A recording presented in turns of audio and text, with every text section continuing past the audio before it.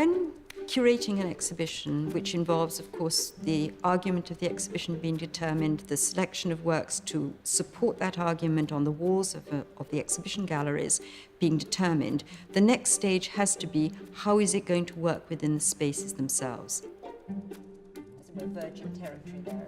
Given that we work here at the Royal Academy with fixed galleries, these were built in the mid-19th century, we really do have to work with them rather than against them. So you think very carefully in terms of chapters, each chapter being determined by the spaces, each gallery space.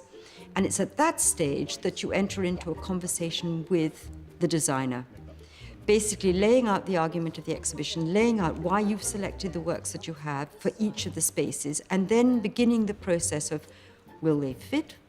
How will they hang on the walls? What color you will paint the walls? How you will orchestrate the passage of the visitor from the beginning of the exhibition to the end of the exhibition.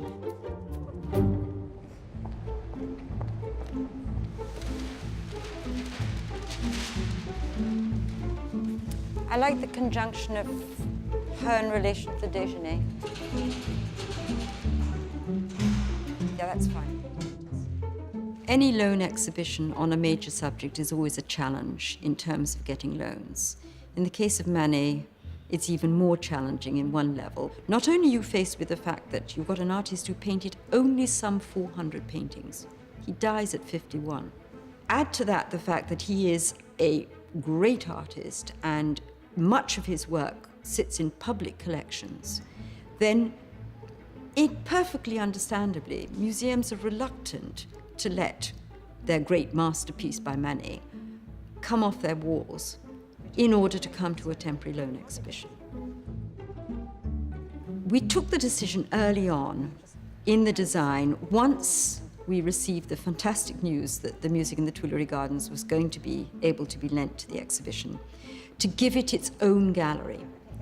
In the National Gallery, where it normally hangs, it inevitably, and quite correctly, has to hang amongst many other pictures.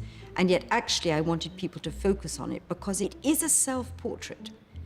It's self-portrait in urban guise. And there, assembled in this garden of the Tuileries Palace in Paris, are his friends and relations. And you understand the world that he's then going to introduce us to through the portraiture which lies in the exhibition itself.